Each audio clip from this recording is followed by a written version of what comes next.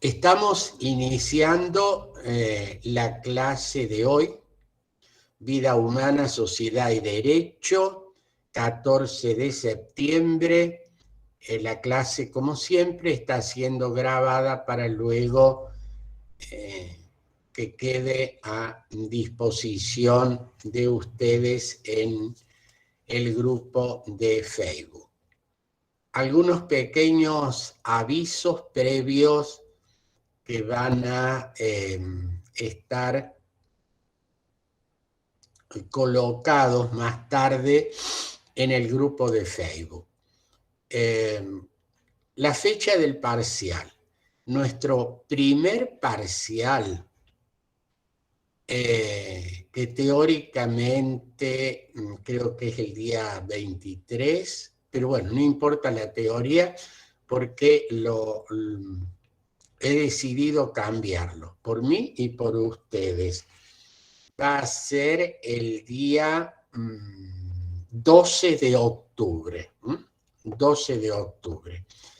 El parcial va a ser de manera presencial. El aula ya nos van a indicar cuál es. Los contenidos del parcial y la modalidad va a estar explicado en el grupo de Facebook. Les anticipo que no es alternativas múltiples el sistema, sino de preguntas para ser respondidas a modo de ensayo. Van a poder ustedes tener con ustedes en soporte digital o papel el material, porque el parcial va a ser a libro abierto, de manera tal que lo que se pretende en este primer parcial, como en el segundo y como el coloquio final, no es que el alumno memorice artículos, memorice citas, recuerde lo que dijo fulano, mengano, sutano, sino que reflexione sobre los ejes que vamos a poner en consideración para el parcial. Ustedes tienen ya una serie de textos colocados en el grupo de Facebook. Tienen también el pedido de un taller de lectura, primero que hicieron sobre el derecho a la vida. Les pedí además que enviaran, algunos lo están haciendo, su reflexión sobre la novela El pequeño molino del ocaso. Bien. También se les pidió un taller sobre el tema de eutanasia a partir de los artículos que ustedes tienen colocados allí en el grupo de Facebook. Les pido, por favor, que se tomen su tiempo, que lean, hagan el taller y vayan leyendo y estudiando el material que hemos puesto en el grupo de Facebook. Les recuerdo que he colocado el derecho a la vida, un trabajo mío sobre el cual han hecho un taller, y hay una serie de artículos sobre eutanasia, eugenesia y vida, la eutanasia en la Alemania nazi, y les ha subido, mejor dicho, nos ha enviado el doctor Laferrier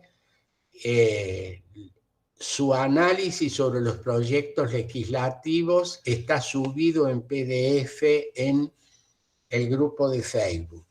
Y está subido también lo que el doctor Laferrière les explicó acerca del trabajo que se llama Prudencia Uruguay, que es una serie de consideraciones que hace el Departamento de Bioética en el caso de Uruguay.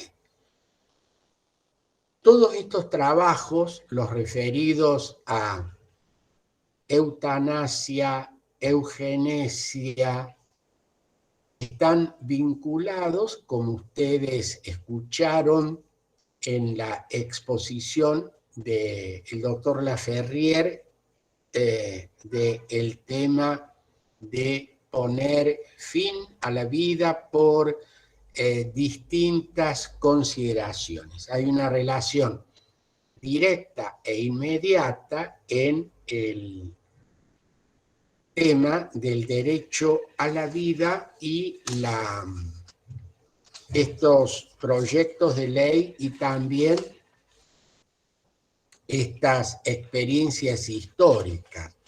Yo les recuerdo también que está colocado, es importante que lo vuelvan a leer, aunque es conocido, lo han visto en otras materias, la Declaración Universal de los Derechos Humanos de Naciones Unidas, cuyo artículo primero hace referencia al derecho a la vida. En esta materia hemos querido colocar el primer eje central en la vida humana como un derecho fundamental y un derecho fundante. Si este derecho no es respetado, todos los demás derechos carecen de sentidos. Esta es casi una conclusión lógica, ¿no es verdad? Que el derecho a la vida es fundamental. Pero también es importante advertir cómo este derecho a la vida puede ser limitado o puede ser negado o puede ser condicionado bajo distintas circunstancias. Es por eso que hemos utilizado el recurso de la mano de Maximiliano Mariotti de hacerles leer a ustedes El pequeño molino del ocaso. Y allí, como ustedes han podido ver, este tema es real, es una ficción, valga la contradicción, es real, pero es una ficción. Realidad y ficción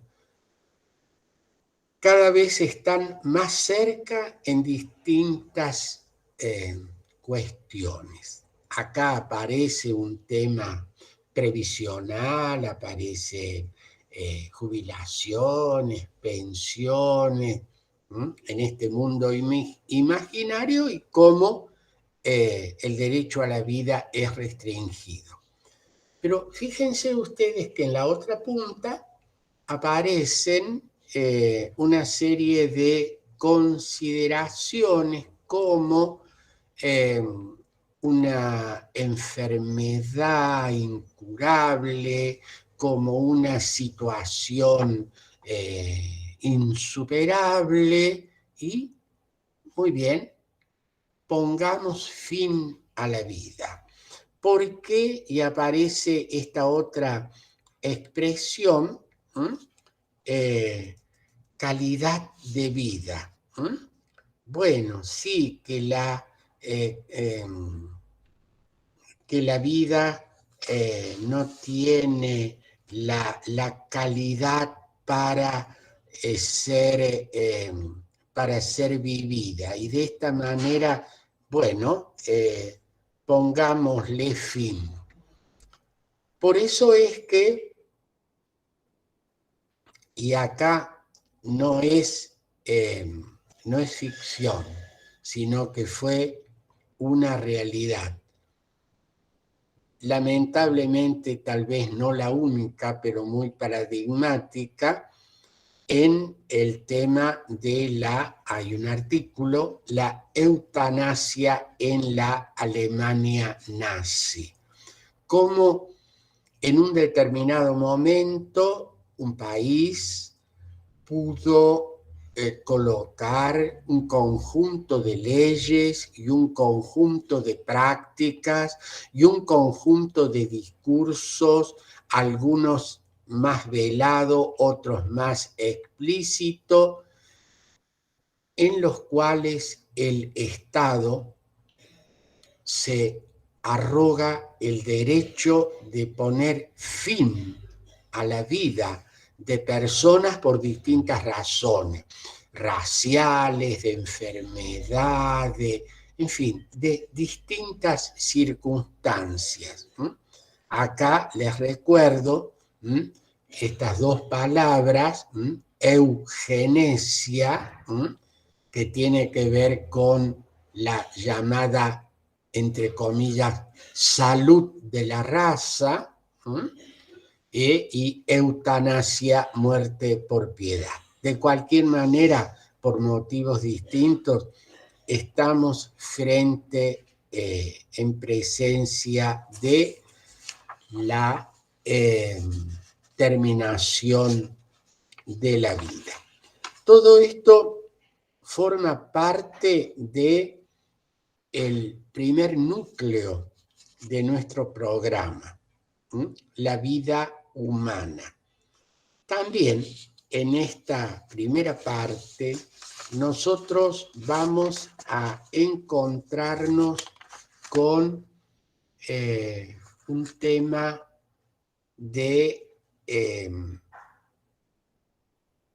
que aparentemente estaría no negando, sino ampliando la vida, más allá de la vida, estas consideraciones acerca del transhumanismo. Dos profesores van a estar con nosotros, el doctor Serani Merlo, en una fecha cercana, que ya se las voy a colocar. Él va a hablar desde Chile, y el profesor Sergio González, que el día, sí, esto tiene fecha ya, el día 23, perdón, estamos jueves 14, viernes 15, bueno, ya lo voy a corroborar, pero es 22, me parece. El profesor González nos va a hablar de transhumanismo. Lo mismo el doctor Serani Merlo y el doctor Cubertino, que son tres exposiciones que vamos a tener en fecha a determinar. Como no quiero confundir, voy a colocar bien en el grupo de WhatsApp y en el grupo de Facebook la fecha de estas tres clases con estos tres profesores invitados. Aquí vamos a enfrentarnos siempre en esta cuestión que es la vida humana, el derecho a la vida, fundamento de todo derecho, y los desafíos contemporáneos del derecho a la vida. Yo quisiera, antes de desarrollar el el tema que voy a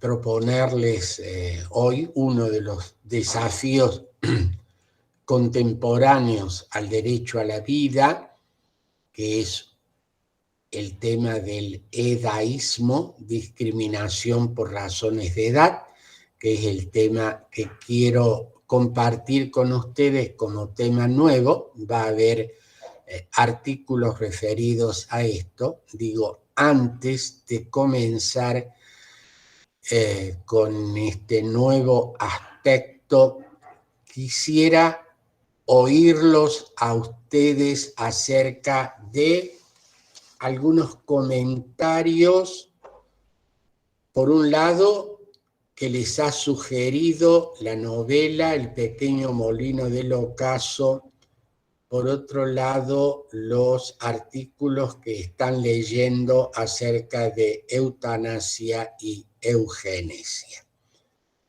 Les cedo la palabra a los que quieran intervenir o decir algo.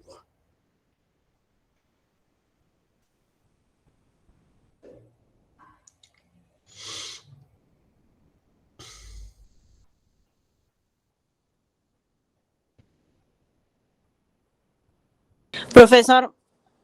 ¿Sí? Sí, Sí, Carla. El libro que estuvimos leyendo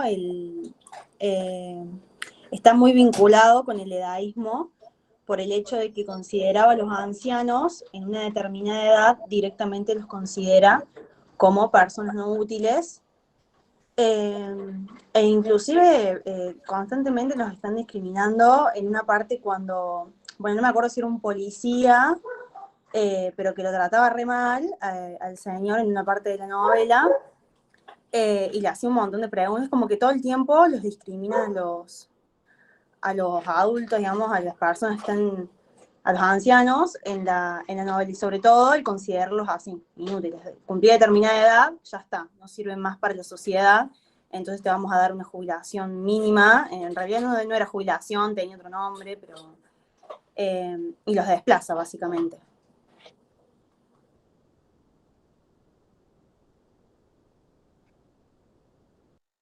Gracias, Carla. ¿Alguna otra intervención? Profesor, sí, le comento, más que nada relacionando un poco los artículos que estuvimos viendo con lo de la clase pasada. Tal vez en parte me queda como un poco de acuerdo con el tema de la eutanasia en casos de enfermedades graves, incurables, cómo está regulada como muerte digna. Todavía no entiendo qué pensar con respecto en esos casos con la eutanasia activa, pero me parece muy difícil, como comentó, con los argumentos que nos comentó el profesor, superar el tema de la pendiente resbaladiza y también superar las cuestiones de la discriminación. Me parece sumamente difícil regular la eutanasia y no imagino cómo podría regularse sin caer en esas dos cuestiones.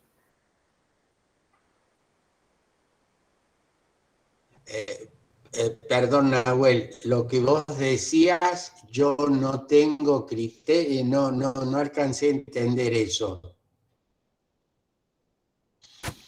El doctor la clase pasada nos comentó el tema del argumento de la pendiente resbaladiza, que si se regula la eutanasia de una manera un tanto flexible, se termina expandiendo prácticamente a cualquier persona, comenzando solamente con enfermedades graves, incurables, y después se termina abriendo camino, como comentó en Holanda, que primero hubo un 1% de la población que solicitaba eutanasia y se terminó solicitando un 4,9%. Y después el argumento de la discriminación, que se dice que se crea un ciudadano de primer rango y un ciudadano de segundo rango, habilitándole la eutanasia solamente a aquellos que tengan enfermedades determinadas.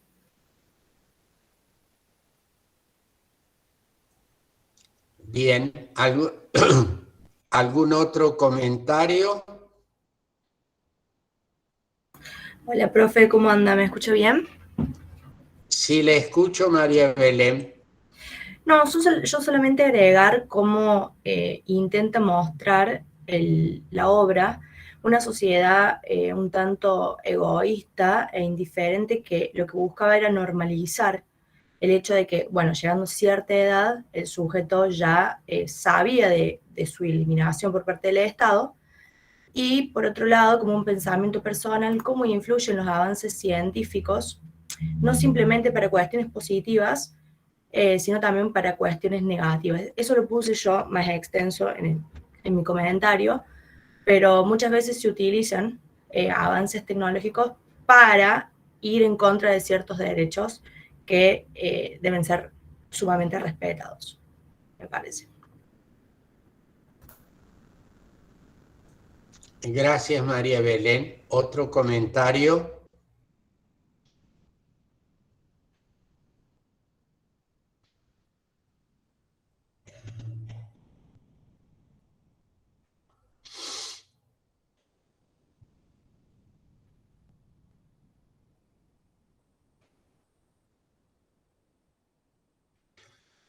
Bueno, con respecto a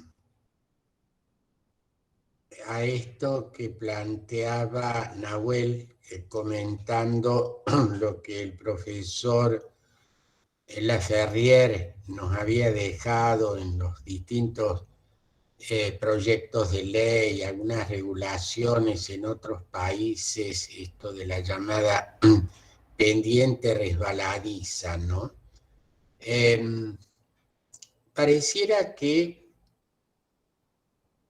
la experiencia histórica nos enseña que una vez que se ha pasado una valla, que se ha comenzado a transitar un camino,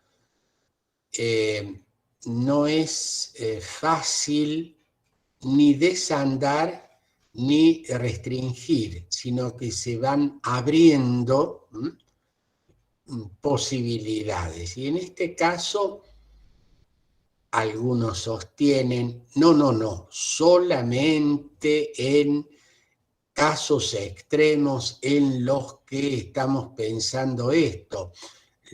Luego los casos no serán tan extremos y luego irán apareciendo una serie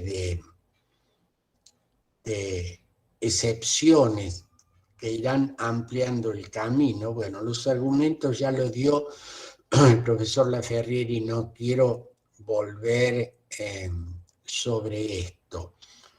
Es real que, y estamos en una cátedra universitaria en la que hay temas que son legítimamente discutibles y en los que hay posiciones distintas, hay perspectivas distintas, hay experiencias legislativas distintas y es importante oír todas las voces, analizar las distintas perspectivas. Esto es real. Para serles honesto, debo decirles que más allá de la natural disposición a oír, a escuchar, a confrontar posiciones, es importante, es lo que tratamos de hacer acá, propongo, no impongo, un núcleo que yo diría no negociable.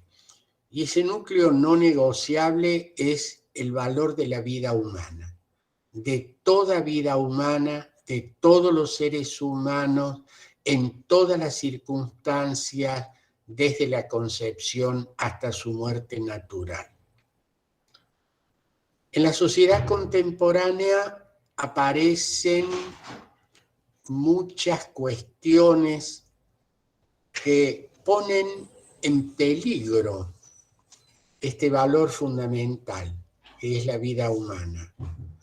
O lo limitan, o lo deterioran, o lo condicionan, aun cuando no se lo diga, aun cuando no estemos hablando de eliminación de la vida. Estamos hablando de eliminación de la vida en el comienzo cuando hablamos del aborto, en el lenguaje legal argentino, interrupción voluntaria del embarazo. Estamos negando el derecho a la vida cuando estamos hablando de la posibilidad de eliminar una vida humana bajo un argumento eutanásico o eugenésico. Estamos hablando de eliminar la vida en estas situaciones. Ahora bien, hay otras, que es a lo que me quiero referir en la clase de hoy, en los cuales no estamos hablando de eliminar, estamos hablando de tratar de una manera, con distintos nombres, que en el fondo están ofendiendo al derecho a la vida. En este caso me refiero al tema de la edad. La sociedad contemporánea, las sociedades contemporáneas, están frente a un fenómeno que otras sociedades no conocieron. Piensen ustedes que más o menos en un siglo atrás, el promedio de la vida humana no superaba demasiado el medio siglo, los 50 años. Hoy, en general, el promedio de vida es mucho más alto. Sociedades que hablan de un promedio de 80 o de casi 90 años como promedio, es decir, que en las sociedades hay muchas personas de alta edad como nunca hubo en otras sociedades, en otras épocas históricas. En otro siglo, ser viejo era una rareza. En nuestro siglo, ser viejo es algo muy común. Esto lo revelan las pirámides poblacionales. Incluso estoy pensando lo que la veo a Sofía. Sofía es compañera de ustedes y ha estado en Europa, en España más precisamente, ¿no, Sofía? Seguramente que, no sé en qué ciudades has estado, pero bueno, en la capital, Madrid o en cualquier otra ciudad, en este caso española, es muy frecuente ver con mucha frecuencia una gran cantidad de personas mayores, muy mayores. Esto es un panorama que no hace falta ver ningún censo poblacional, sino caminar por las calles de una ciudad europea en general. Y en este caso, creo que la experiencia tuya, Sofía, ha sido España. Y seguramente no has visto demasiados niños, ni has visto mucha gente con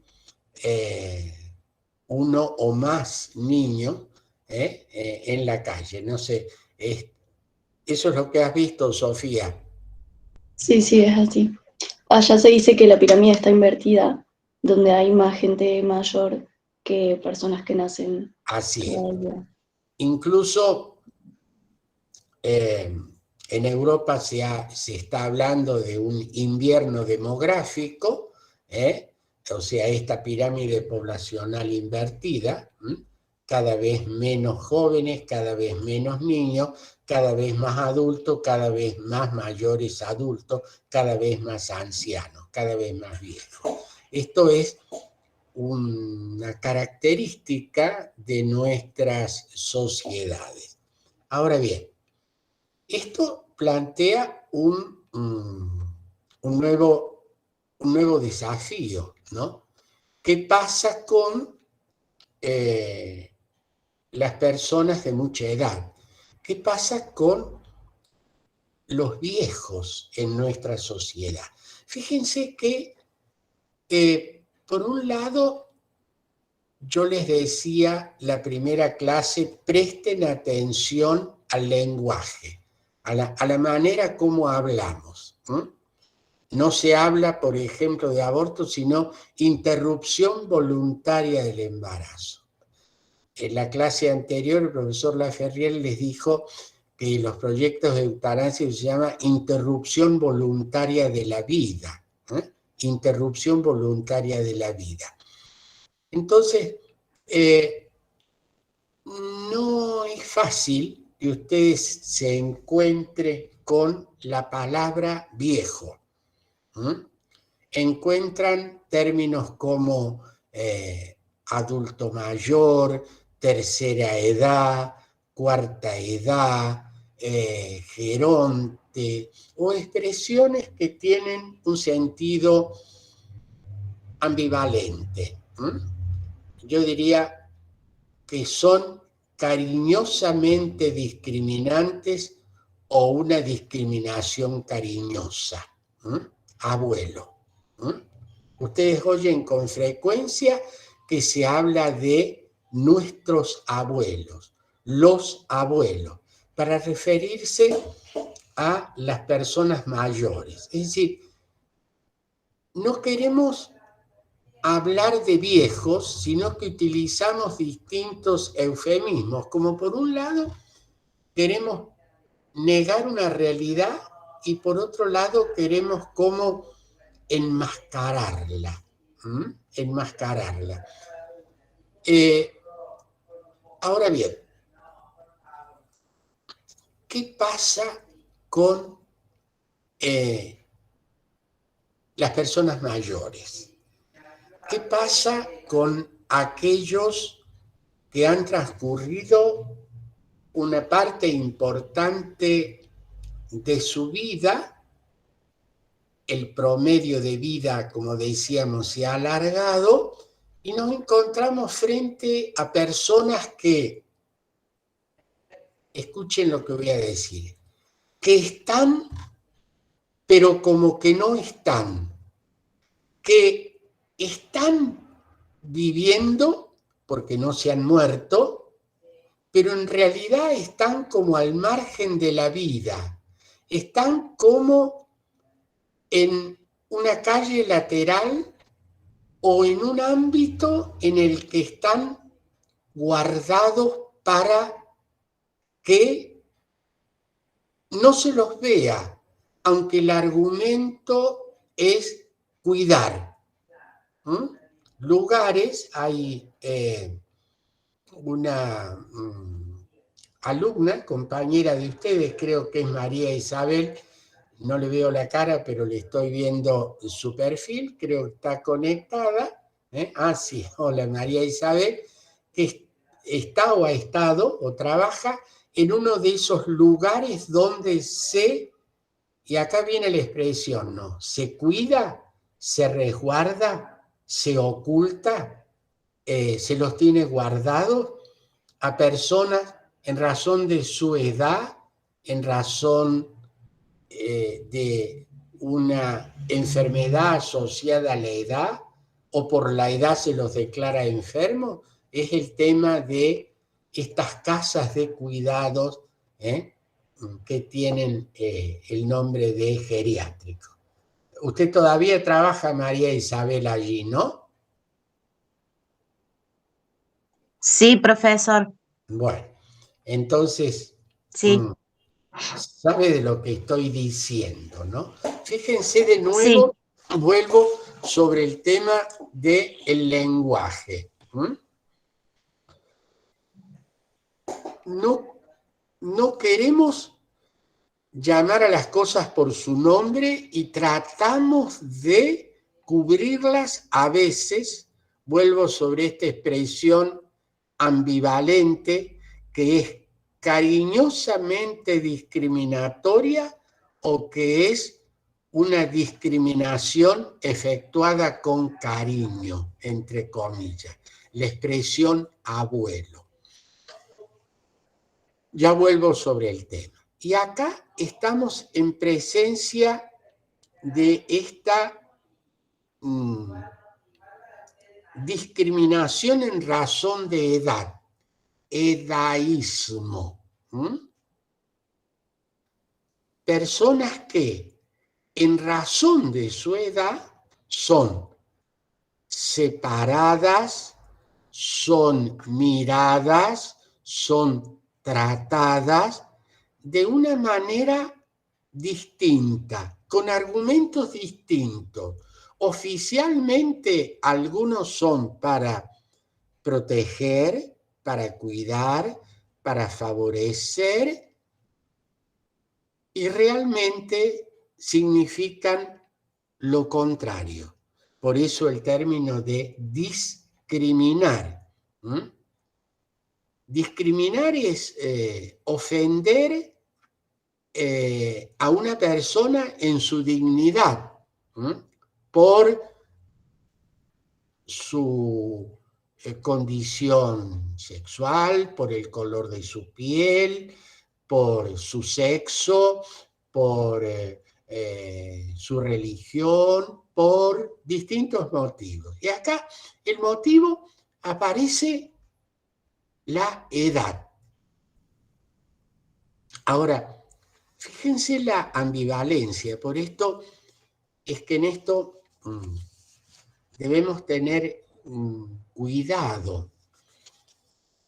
Si yo a alguien le digo una expresión que por razones que estamos en la universidad lo voy a sugerir, pero no lo voy a utilizar, si al tema viejo le agregamos un apellido que es de, y el apellido comienza con M, es claramente discriminatorio u ofensivo, ¿no? Y en esto recuerdo un tío que ya murió cuando yo era muy jovencito, me decía él, qué triste es llegar a viejo. ¿Por qué, tío?, le decía yo. Porque te cambian el apellido, me decía. Yo no entendía muy bien. ¿Por qué? Y porque te van a llamar viejo de M. puntos suspensivos, completen ustedes la frase, ¿no es verdad? Bueno, esto era como una broma, pero detrás de la broma aparece una realidad. Entonces, claro, si yo me enfrento a esta expresión, con respecto a una persona de edad, queda claro que lo estoy ofendiendo o discriminando. ¿No es verdad? No hay que hacer ninguna materia opcional para entender esto. No hace falta estudiar derecho ni nada, se entiende perfectamente.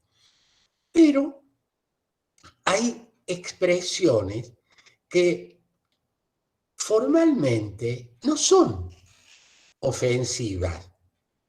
Incluso alguna de ellas hasta puede aparecer cariñosa. No es ofensivo, sino que describe cuando se dice, por ejemplo, tercera edad o cuarta edad, o se dice adulto mayor, ¿no? Una construcción, nuestros adultos mayores.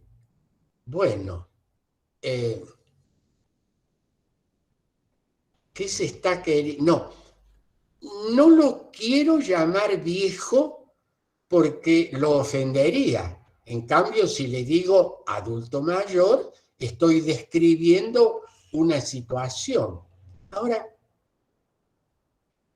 ¿qué es lo que quiero hacer?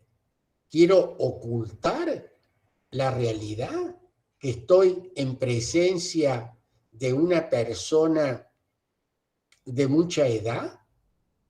Ahora, ¿qué estoy queriendo decir?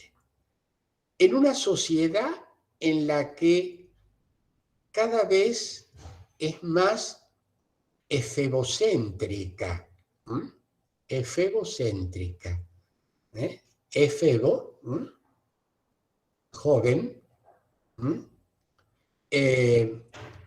una sociedad que cada vez más centra en la juventud como valor y que por tanto se es valioso en cuanto joven.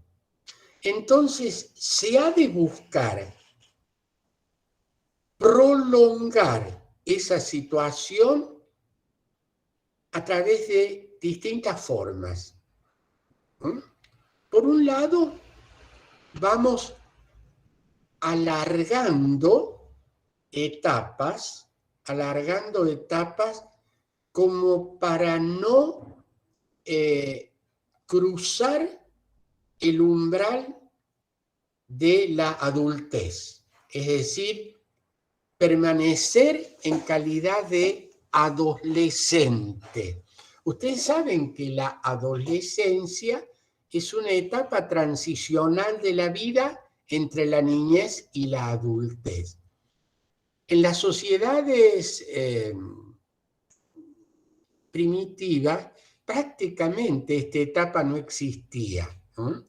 Se pasaba de la niñez a la adultez a través de los ritos de pasaje o ritos de iniciación que duraban muy poco tiempo, con lo cual ese sujeto dejaba de ser niño y se convertía en un miembro adulto de la sociedad. En la evolución de las sociedades, esta etapa, este cruce de la niñez a la adultez, se ha ido alargando y la adolescencia es un periodo cada vez más largo.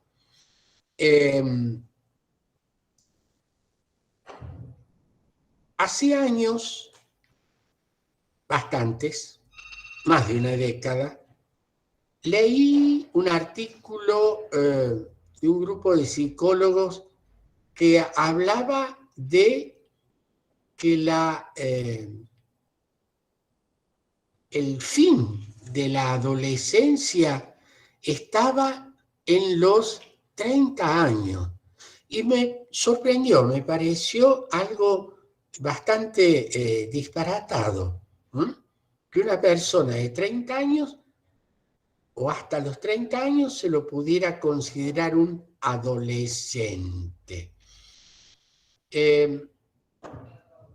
Con el transcurso del tiempo me di cuenta que más allá de las disquisiciones psicológicas y demás, hay una gran cantidad de jóvenes, muy jóvenes y no tan jóvenes, que se sienten en esta etapa transicional, es decir, que no se sienten adultos, que se sienten jóvenes, muy jóvenes, jovencitos, adolescentes.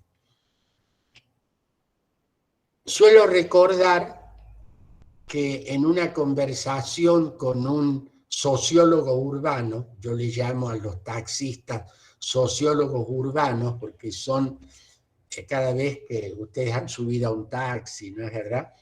Y establecen una conversación, se encuentran con un analista de la sociedad, del mundo y sus alrededores por el precio del viaje, ¿no? Entonces, no sé, estaba conversando con él y le pregunté si estaba casado, tenía hijos, no sé, algo.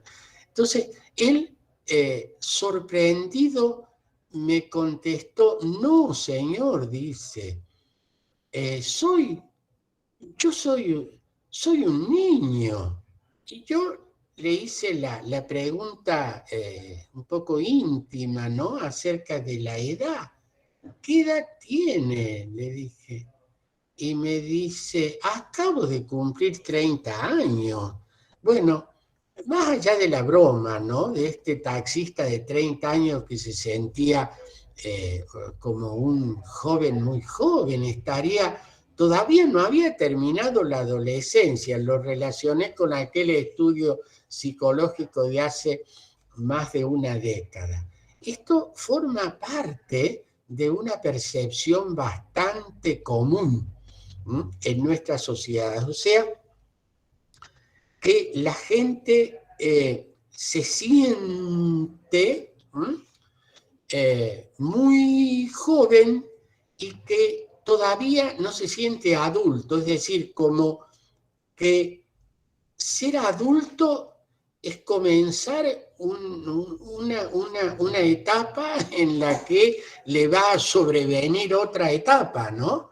Es decir, me voy a hacer viejo.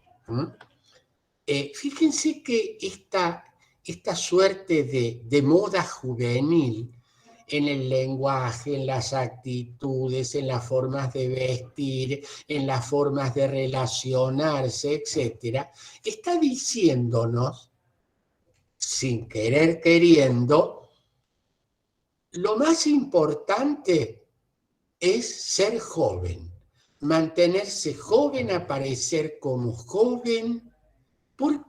¿Y qué se está diciendo con referencia al tema que queremos plantear? De la vejez, de la edad alta, de la edad madura o supermadura. No hay lugar para ella, es decir, solamente es valioso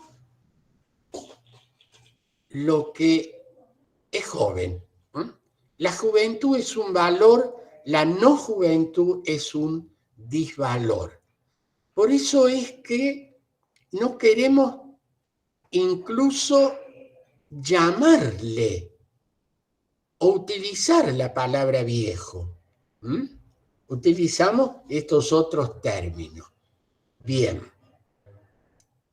Porque se está diciendo que allí no hay valor, no hay algo valioso. Pero claro, la sociedad me enfrenta a una realidad creciente de personas con mucha edad, se los llame como se los llame, de personas con mucha edad y al propio tiempo la desvalorización de la edad y la valorización de ¿qué? De la fuerza, de la productividad, de la belleza, ¿Y qué pasa cuando no hay productividad, cuando no hay belleza, cuando no hay fuerza? ¿La persona sigue valiendo?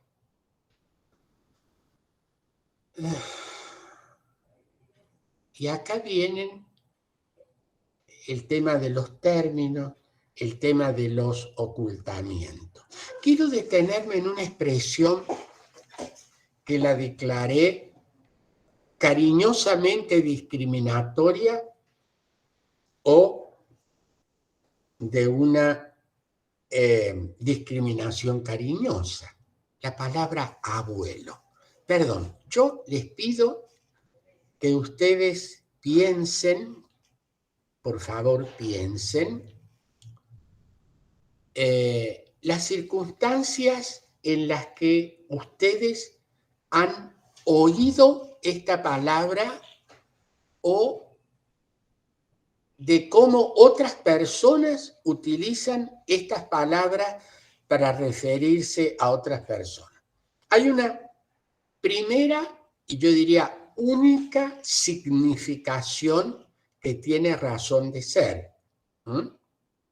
La palabra abuelo, que hace referencia al vínculo entre una persona y el padre o la madre de su padre o de su madre. Es decir, este es mi abuelo, de allí vengo. Es el padre o la madre de mi padre o de mi madre. Y esa es la relación de abuelo, donde la palabra abuelo alcanza su sentido pleno y profundo. Un vínculo muy especial en el cual es como si se repitiera el vínculo paterno-filial, que adquiere una dimensión parecida pero distinta. Por eso todo aquel que se está refiriendo a su nieto, abuelo en calidad de tal, yo diría abuelo titular, abuelo originario, siente que está viendo o viviendo un proceso muy curioso, porque es como que vuelve a ver a su hijo o a su hija en la cara y en los ojos del hijo o la hija de su hijo o de su hija. Es como si la vida volviera a pasar, está volviendo a pasar con el rostro de mi nieto, o de mis nietos, o de mi nieta. Ahí abuelo alcanza su significación, tiene su significación originaria. Ahora, yo les pido que piensen las veces que han oído esta expresión adjudicada a una persona mayor a la que se le llama abuelo y en realidad ese vínculo no existe. Es decir, bueno, María Isabel está en una casa, dice, y estoy trabajando con los abuelos. Ah, usted es la nieta. No, le llamo cariñosamente abuelo. O pasa alguien y le pregunta a una persona, ¿cómo está abuelo? Ah, ese es el nieto. No, ¿y por qué le llamo abuelo? Porque él es más joven que la otra persona. No lo llamó con el apellido aquel que hacía referencia a mi tío viejo de él, sino que cariñoso, abuelo. Va a una oficina pública, esta persona. Dice, ¿qué necesita, abuelo? Oh, dice, se encontró con que su nieto trabaja. No, le está llamando, pero esta persona podría decirle, perdón, yo no soy abuelo suyo, no soy abuelo suyo. Entonces, yo sé que por acostumbramiento, muchas personas dicen, no, bueno, profesor, no haga demasiado problema. Toda la gente lo llama así, un gesto cariñoso, no le dé, no le esté dando otra significación. A ver, pero yo trato de escarbar y ver qué hay abajo de esta expresión. Es como si esta persona, en primer lugar, hubiera perdido nombre y apellido. No es José, no es Juana, no es Gómez, no es García. Diríamos, los nombres que están en su documento identitario. Es un abuelo. O una persona a la que se le habla como si fuera poseedor de alguna discapacidad. Alguna vez he encontrado personas, dice, voy a hacer, ¿usted me está oyendo? Dice, perdón, seré viejo, pero no soy sordo. No me hable a los gritos. Ay, perdone, abuelo, yo era para que me entendiera. Fíjense ustedes, ¿no? Perdón, abuelo, esto no me hable a los gritos, y yo no soy sordo, Se puede ser sordo de niño, sordo de adulto, sordo de viejo, pero no por viejo soy sordo.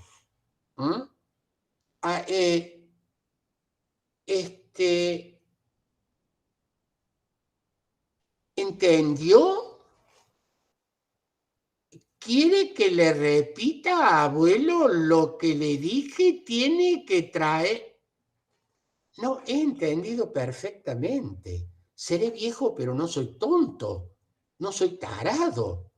¿Me explicó? Ya me dio el formulario. Sí, este formulario. ¿Habrá en su casa alguien que le ayude, abuelo? Porque si no, venga mañana temprano y yo le voy a ayudar. Muchas gracias. Lo puedo hacer por mí mismo. Sé leer, sé escribir, tengo experiencia. ¿Cómo no voy a saber realizar esto? Pero fíjense cómo estoy...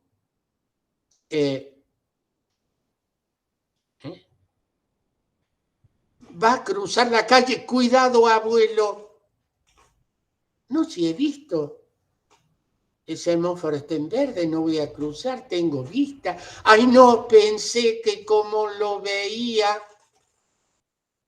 En fin, estoy cuidando. Estoy, entre comillas, fíjese que estoy tratando a una persona minusvalorándola. No va a entender, no me va a oír, no me va a comprender.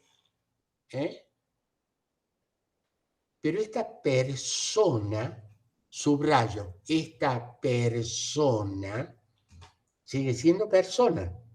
La misma condición desde su concepción en el vientre materno hasta su muerte natural. Sigue siendo persona. Normalmente en el vivir ha adquirido una experiencia que puede ser compartida, transmitida, usada, enriquecedora para los otros.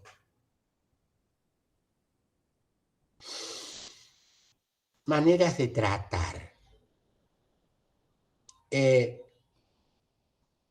Uno ve un niño y suele utilizar el tuteo. ¿Cómo estás? ¿Cómo te llamas? Es cariñoso, es afectuoso, crea cercanía. Una persona mayor llega a una oficina. ¿Qué querés? No, ¿qué quiere? ¿Qué querés? A veces se le agrega el afectivo. ¿Qué querés, abuelito? Ustedes pueden decir, profe, ¿qué tiene de malo? Entonces yo le diría, ¿por qué me tutea? Yo no lo conozco. En nuestros usos y costumbres, tuteo indica familiaridad, cercanía, etc. ¿Qué querés? ¿Cómo te sentís? No, ¿cómo me siento? ¿Quién le dio a usted autorización? No, bueno, como lo vi mayor, quise una cercanía. En circunstancias, no sé, acompaño a una persona al médico. Alguna vez me tocó acompañar a mi madre, que era una mujer de alta edad, al cardiólogo, y cuando tenía más de 80 años, muy atentamente la enfermera que la atendía para hacerle un electro, le preguntó, ¿cómo te sentís? ¿Cómo andás? Entonces yo la miré y le dije, ¿por qué la tutea? ¿A usted no la conoce? Ay, dice, ¿le molesta? Me molesta muchísimo. ¿Mm? Y para que esta persona entendiera, la enfermera del cuento, le hice el siguiente cuento, se los hago a ustedes. Usted va a la policía a hacer una denuncia, una exposición. Va bien vestido, si es hombre, de traje, corbata, etcétera, si es mujer, vestida elegantemente. Llega la policía y le dice, señor, señora, ¿qué desea? Esa misma persona, usted le decía a la enfermera, va con una ropa sencilla. Dice la policía, ¿qué querés? ¿Qué anda buscando? Ah, ¿cómo se sentiría usted? Bueno, de la misma manera que se siente esta persona que le está preguntando a usted con... Sí, está bien, sí, ya sé, sí, el voceo, el tuteo, sí, hay gente mayor que le gusta que los jóvenes la tuteen, porque entonces, bueno, sí, hay excepciones, pero fíjense que son formas en las que cariñosamente se está discriminando. Un día salía de clase presencial, no virtual, de nuestra facultad, e iba por la calle Trejo, y ahí en la plazoleta del fundador, donde está la estatua de Jerónimo Luis, etc., el municipio de Córdoba había organizado una jornada para, de nuevo, jornada municipal recreativa para adultos mayores. Y había música, parlante, y había mucha gente de variada edad, se suponía que eran jubilados, etc. Y me detuve a ver esto y sentí una profunda indignación. ¿Saben qué vi? Vi personas mayores, viejos, jubilados, unos muchos, otros no tanto, que estaban como si fuera un jardín de infante, ¿no? Los hacían, ponían sombrerito, bailoteaban, decían pavadas, iban, y por supuesto los conductores decían, ¡ay, la alegría de nuestros abuelos! Y brincaban y daban saltitos. Dije, ¿qué grado de ridiculización? Si esta persona todavía no ha perdido la razón y se ve que la están tratando como un niño, eso es ofensivo. Es ofensivo. Es discriminatorio. Esta persona no tiene otro lugar que estar en un escenario público, en una plaza, haciendo de payaso para que la gente lo esté viendo y todavía se diga que la administración, en este caso municipal, se está preocupando de divertir a los abuelos. En todo caso, hay varias cosas que deberían preocuparse las administraciones con respecto a las personas que tienen dificultades de movilidad, por ejemplo, hacer acceso con rampa o, por ejemplo, cómo subirse y bajarse de un ómnibus. Seguramente Sofía, que ha estado en Madrid, si se ha fijado en algún ómnibus, ha visto cómo los ómnibus bajan de tal manera que la persona o mayor o que tiene alguna dificultad motriz no tenga que hacer un salto para escalar como en los ómnibus de nuestra ciudad. Yo hace mucho que no viajo en ómnibus, pero seguramente ustedes sí, y habrán advertido que es un verdadero desafío que solo jóvenes entrenados pueden sortear con éxito, subirse y bajarse de un ómnibus, ¿no? Entonces, en vez de proveer a esas cuestiones que integran, que ayudan, estamos organizando un festival de payasos para viejos tontos tratados como niños en un espacio público. Indudablemente que lo que estoy diciendo, me hago cargo, es un poco brutal y exagerado, pero trato de mostrar cómo expresiones que puedan ser oficialmente cariñosas se privan de sentido porque están escondiendo una profunda discriminación. Discriminación por razones de edad. Hay múltiples formas de hacerlo en una sociedad en la que teóricamente, esta persona está, pero en realidad no está. Yo diría, son estos ausentes que todavía no tenemos molino del ocaso. Todavía no tenemos molino del ocaso, pero estamos tratando de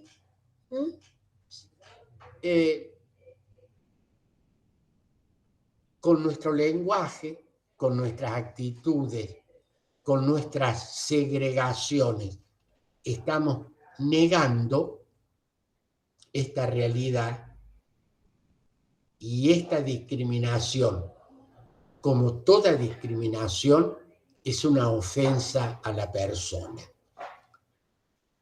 Y también es una ofensa a la sociedad. ¿Saben por qué? Fíjense cómo esta realidad de la vejez en las sociedades contemporáneas es ambivalente. La vivimos y la vemos como un problema. De allí la expresión, recuerdan que en una de las clases anteriores dije, y a veces en nuestras materias, decir, las cargas sociales, las cargas sociales. Esta es una carga social. No, esta es una carga social, o sea, una carga social. Ahí está, diríamos, en el lenguaje. Y entonces, le estamos privando a la sociedad de una riqueza fundamental. ¿Qué es una sociedad? Lo vamos a ver en próximas clases, las sociedades contemporáneas. Pero yo diría, me anticipo, un ámbito en el cual las sociedades más ricas no son las sociedades que mayor ingreso per cápita tienen.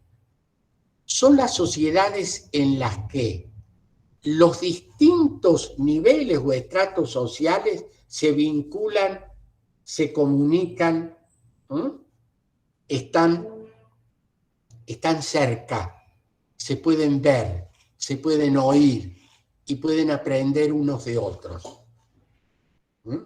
Lo peor de las sociedades contemporáneas es esa segregación que coloca a algunos en espacios protegidos y cerrados, la sociedad de los country versus la sociedad de las villas. Espacios cerrados que no se comunican. Esta es una desgracia de las sociedades contemporáneas. Pero me quiero referir a otra, el tema de la edad. Una sociedad que se enriquece es una sociedad en la que el diálogo entre las jóvenes y las viejas generaciones se produce. Y hay un aprendizaje mutuo. El actual pontífice de la Iglesia Católica, Francisco, ha insistido muchas veces, lo acaba de hacer hace una semana, en la necesidad que en las sociedades contemporáneas haya un diálogo entre las generaciones, que los viejos estén en relación con los jóvenes y los jóvenes y los niños con los viejos, porque unos y otros aprenden recíprocamente. Decía Francisco, en este diálogo, los jóvenes dialogando con los viejos descubren raíces, descubren de dónde vienen. Y los viejos dialogando con los niños y con los jóvenes descubren que o sienten que hay mañana, que hay prolongación.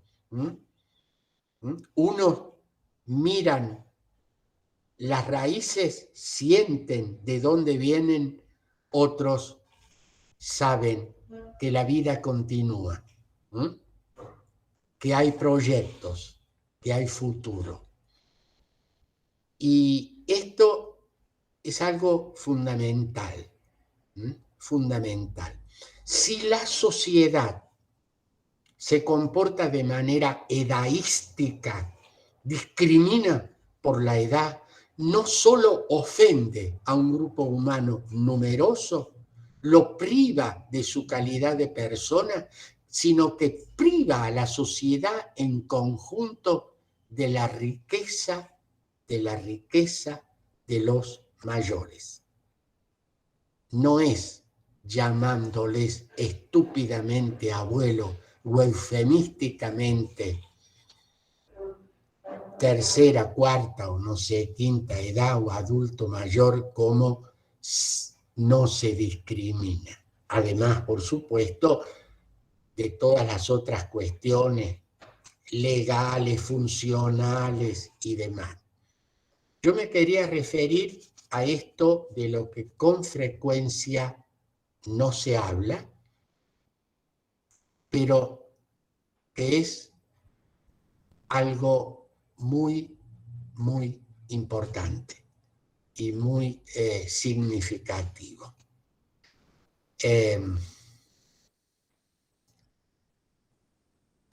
No sé si quieren hacer alguna pregunta o consideración.